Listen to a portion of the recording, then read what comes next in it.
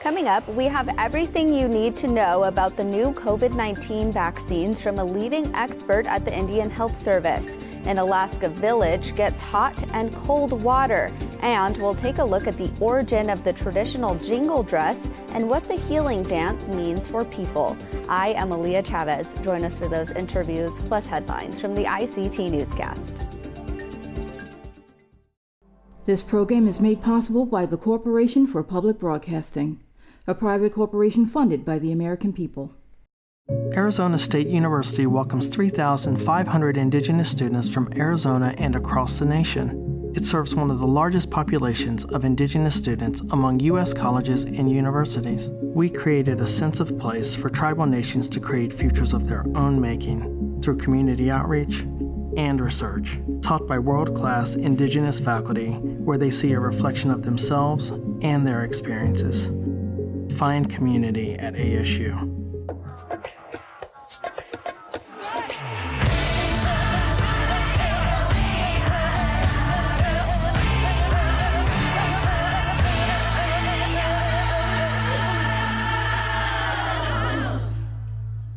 Amirawa Hopa, thank you for joining us.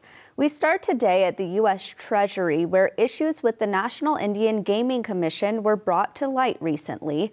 During the Treasury Tribal Advisory Committee meeting last week, the commission was challenged for harassing a tribe in Texas. The chairman of the Kickapoo Traditional Tribe, Juan Garza, talked about how its housing program keeps getting audited by the commission for no reason. He claimed the commission is asking for irrelevant information that far exceeds its authority. At the center of the issue is money. The Kickapoo Housing Program says its services are part of the tribe's general welfare, making the money it gives to citizens tax exempt.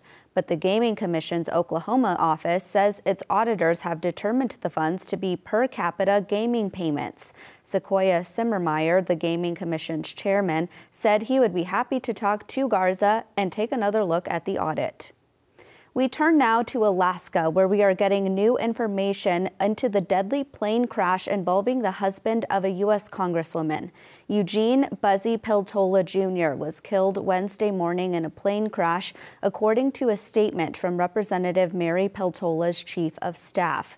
Last year, Peltola made history being the first Alaska Native ever elected to Congress. At her swearing-in ceremony, her husband stood behind her, holding a Bible to take her oath of office. Peltola Jr., who is Tlingit and Yupik, was described as a devoted parent, sibling, and friend. ICT regular contributor John Tasuda weighed in.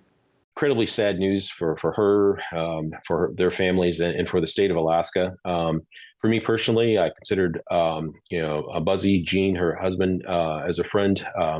I was part of the team that brought him over from Fish and Wildlife to the Bureau of Indian Affairs to be the regional director in Alaska. And, he really was a great guy. The Peltola family is asking for privacy during this time. In Minnesota, a celebration last weekend centered Native athletes at a Hall of Fame ceremony. ICT's Stuart Huntington has the story. They came from all over. Upwards of 2,000-3,000 miles away. To celebrate Indigenous athletes at the first in-person ceremony for North American Indigenous Athletics Hall of Fame inductees. More than 300 people gathered in Shakopee, Minnesota to share the stories and experiences of the classes of 2022 and 2023. Canadian First Nation racquetball star Ron Brown was buoyed. I was so impressed yesterday and so proud to be here for yesterday's induction, and I was really struck by how proud people were to come up and receive their induction. But really what struck me was how their families were supporting them and their friends.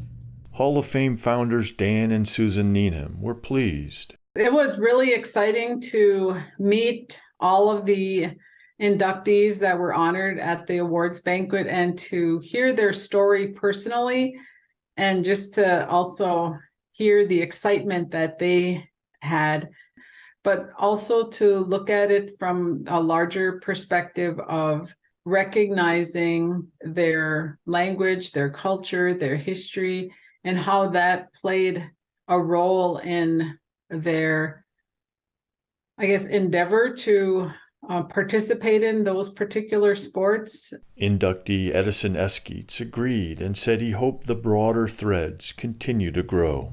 I am part of the running, and minutes ago, I was just talking about how running was not athleticism. It was more about the language, the prayer, the food, the people, the generation to come as well. And so I am invested in that to continue that dialogue, hoping that the next generation will be able to utilize. The Needhams are already planning next year's gathering in Green Bay, Wisconsin to celebrate Turtle Island athletes. In Carbondale, Colorado, Stuart Huntington, ICT News. In Canada, reporting from the New York Times shows Indigenous knowledge ways helped save structures and potentially lives. A fire prevention zone created by a local First Nations logging company stopped a fire that was heading toward a lakeside tourist spot with a population of 22,000 last month. That was in the city of Kelowna in British Columbia. The company drew on traditional Indigenous forestry practices to do so. They thinned the forest, cleaned up debris on the forest floor, and partook in controlled burns. It is a lesson being learned across the globe as wildfires and climate change threaten communities. And those are the headlines for the ICT Newscast.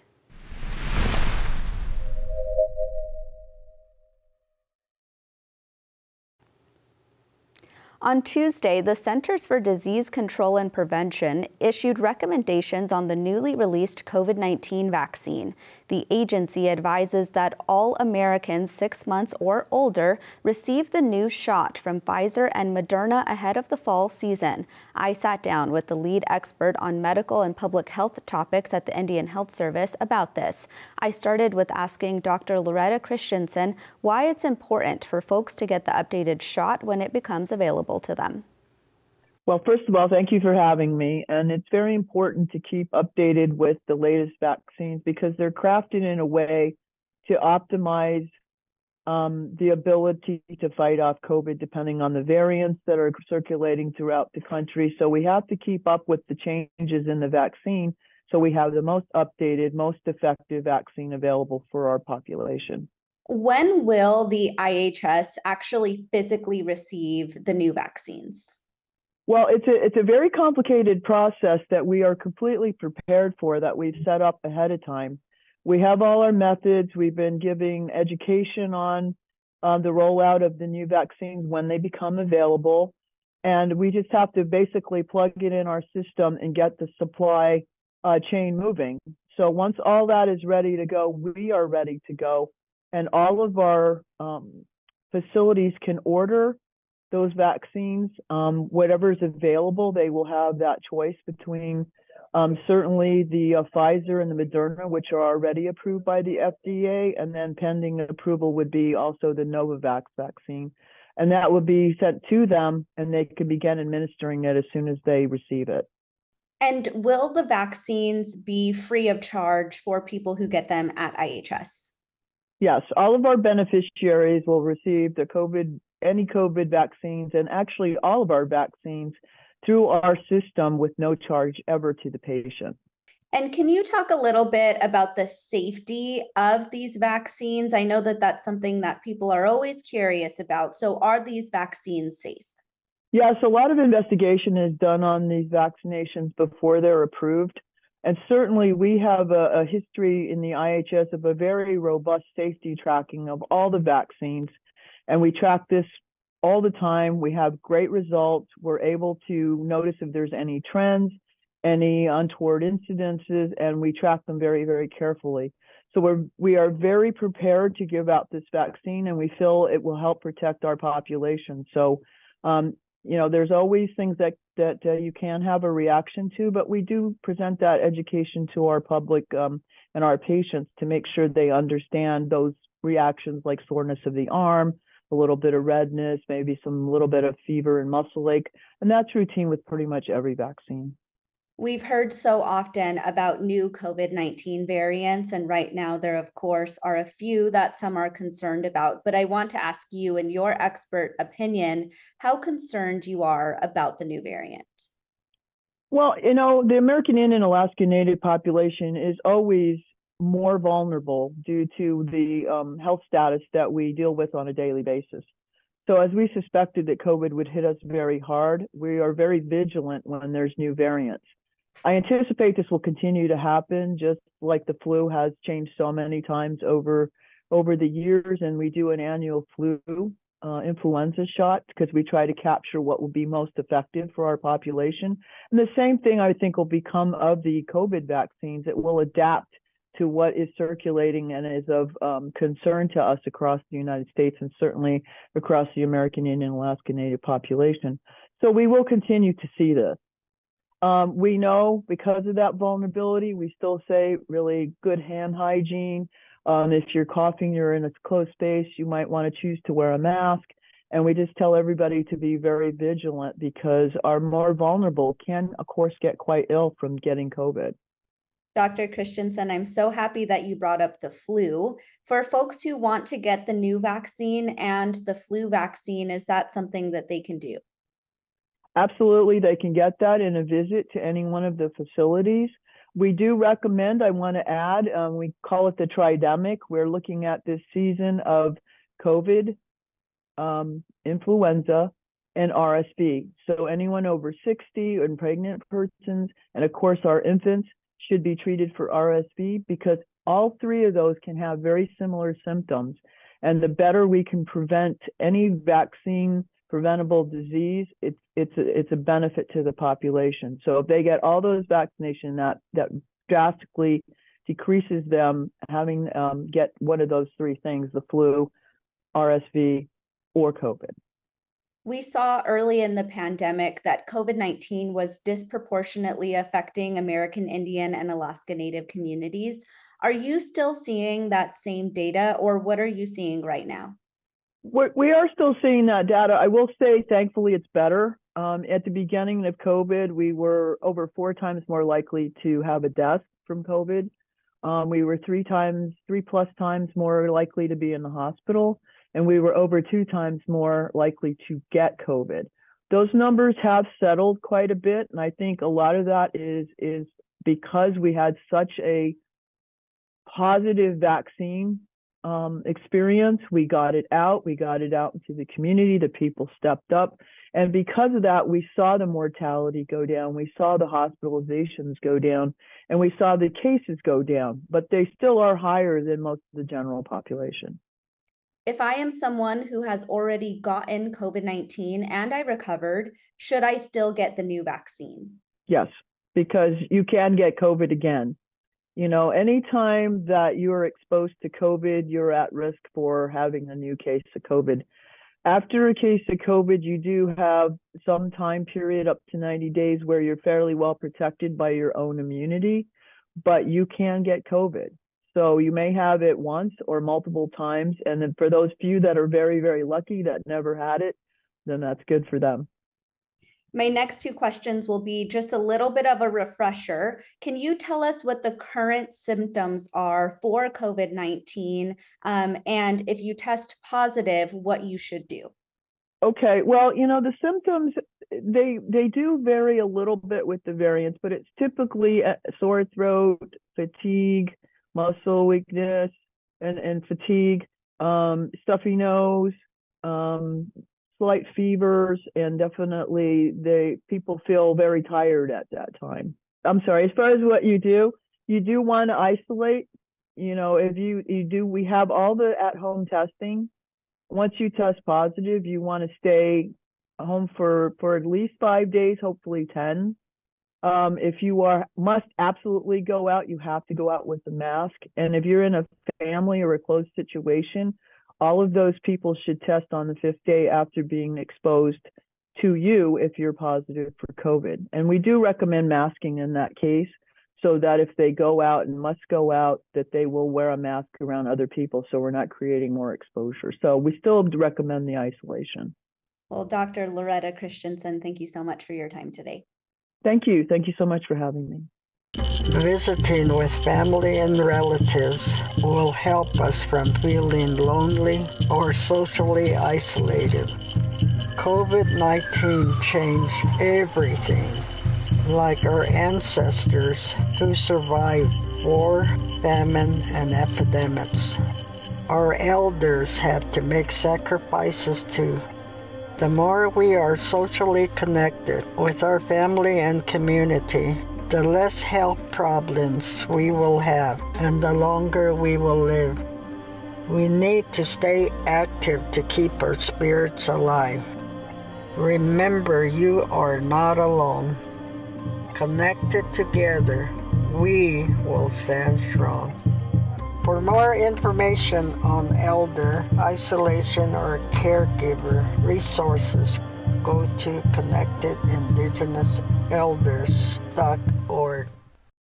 Many villages in Alaska still do not have water plumbing, but that's about to change. ICT's Mark Trahant has the story.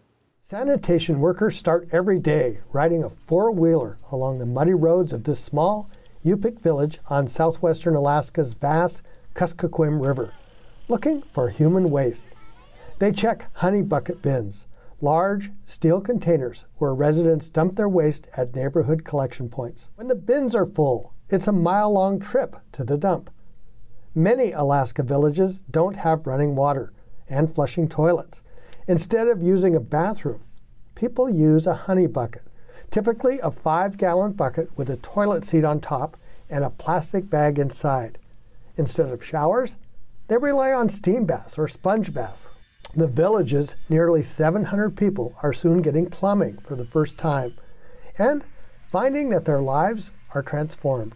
More than 3,000 homes in Alaska, concentrated in 32 villages, lack running water. The people who live in them are among more than 2 million Americans who don't have basic indoor plumbing, according to the U.S. Department of Health and Human Services. And there is a similar story told in other Indigenous communities. ICT's Joaqlin Estus reports on efforts to expand access to water. Under the Infrastructure Investment and Jobs Act, $3.5 billion has been allocated to the Indian Health Service for water and sewer projects.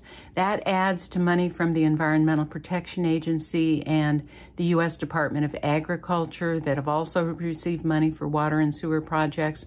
So this is enough, finally, for a change to really make a difference in Indian country. And that's important because, for instance, on Navajo Nation, 1/3 of the households lack running water. In Alaska, 32 villages are relying on rainwater and rivers for drinking water. So it's $3.5 billion from the Indian Health Service. That's being allocated at the rate of $700 million per year. Alaska got $440 million for 37 projects. I called the Alaska Native Tribal Health Consortium to ask them, how does this compare to what you usually get? And they said it's easily 10 times what they normally get. And so I asked them if they're celebrating, and they said, no, they're too busy hustling to get projects designed and moving towards completion during the short Alaska summer construction season.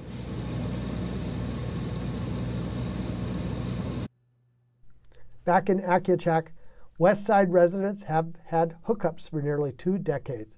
But work on the East Side, where most of the townspeople live, was slowed for years until village officials met certain conditions to unlock $28 million in federal and state funding. Water is not just an inconvenience, it's a health issue, with higher rates of respiratory illness and skin infections. Native infants in the Yukon-Kuskokwim Delta are hospitalized at 5 times the national rate for respiratory syncytial virus, or RSV, according to the Yukon-Kuskokwim Health Corporation, which provides services for this region about 400 miles west of Anchorage. And the hospitalization rate for pneumonia is 11 times higher for Alaska Native children from villages without plumbed water. Sewer and water hookups change that. Seems like the community is having, are blessed with the hot and cold water, and I'm proud of it. In Phoenix, Mark Trahant.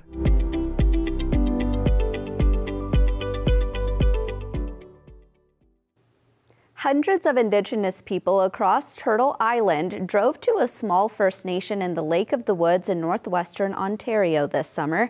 APTN's Karli Zschogner takes a closer look at the beginnings of the jingle dress. Vibrant colors and patterns of regalia glistened under sun, fireworks, and lightning to the many heartbeat drums as hundreds gathered from across Turtle Island to Nokemigwanning waterfront powwow. This is my first time being to this powwow. We just been on the powwow trail, and so you decided to come here. And so we came here to dance and sing and have fun. We're going to go 2 songs for the princess contestants here. For its 50th anniversary, the community opened Friday evening with a recognition of a youth dance pageant, including the naming of Miss Nokemigwanning. I think it's very special to be here on the 50th anniversary and be princess. Anytime you're ready, you have an extra travel song. Being from here too. I think it was very empowering to dance and for it to slowly be coming back. And it's very connecting to Mother Earth. Just keep trying and practicing and just do it for fun. Dance for your community. Another contestant, Tegan Lowe, danced in jingle regalia. I think it's a very beautiful style to dance. And I love seeing everybody dancing around in jingle. It's really beautiful. Bordering Ontario and Minnesota, the northwestern Ontario Ojibwe community under Treaty 3, formerly known as Whitefish Bay First Nation, is known for the healing origin story of the jingle dress dating back from the 1920s. I've tried dancing fancy before, but I didn't feel that it suited me, so I stuck to jingle, and that's all I've ever danced since I was able to walk. I danced for my family and my uncle last year who passed away, and he's all I think about when I dance. He was my best friend. I loved him with all my heart. Dancing jingle for the first time while the community announced the first-time women flag bearers for the grand entry, Kayla Wesley says it was a powerful experience connecting to her roots here. I think being here is awesome. It brings family and friends closer, and I just feel good. When I put down my tobacco, there's an extension cord here for you. It's for myself and also for my family. It's just my way of watch over us, but I'm also thankful. So that's just my intentions when I enter the circle. The 19-year-old says it's important to learn the knowledge as well as the dance. This community, Whitefish Bay, like where it originated and where it started, when the jingle dress dancers are dancing, they're spreading their healing. It's important to go to continue to learn the knowledge. It's not just about dancing, it's also listening to the elders asking for an extension cord. There's and taking their knowledge that they have to share.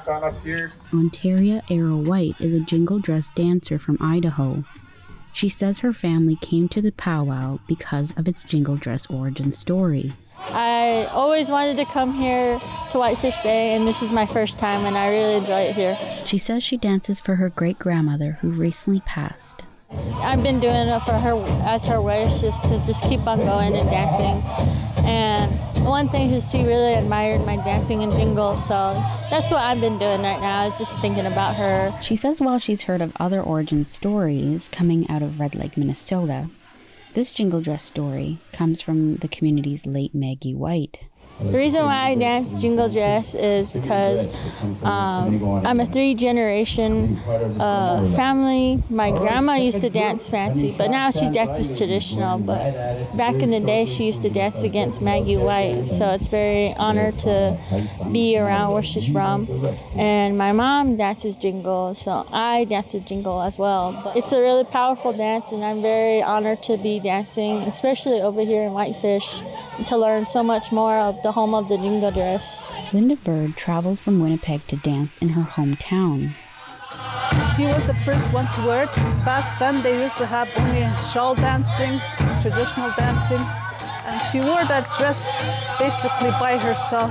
If it hadn't been for the White family, this jingle dress would have died out, because from what I know that they were they were ridiculed because there was no jingle dress dancers way back then. But then when they pushed it to dance in the healing dress, then everybody started to understand.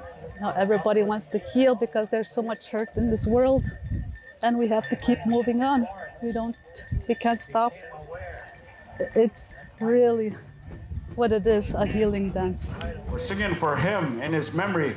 We're singing for the family that they too find that healing from that grieving as they're honoring their loved one here this weekend. And as he is one of the original singers of the Whitefish Bay Singers, these gentlemen are going to be singing that first intertribal song. She danced Saturday during a memorial drum dance for her late uncle and Whitefish Bay drummer Tommy White. I just lifted myself up like the way Maggie White did. She was lifted up and I just went, and then it started to clear my sadness and to move on. You just glow after that. That's the power of jingle dress dancing. And that's a slice of our Indigenous world. For all the latest, visit ictnews.org. From all of us in the newsroom, stay safe, my relatives.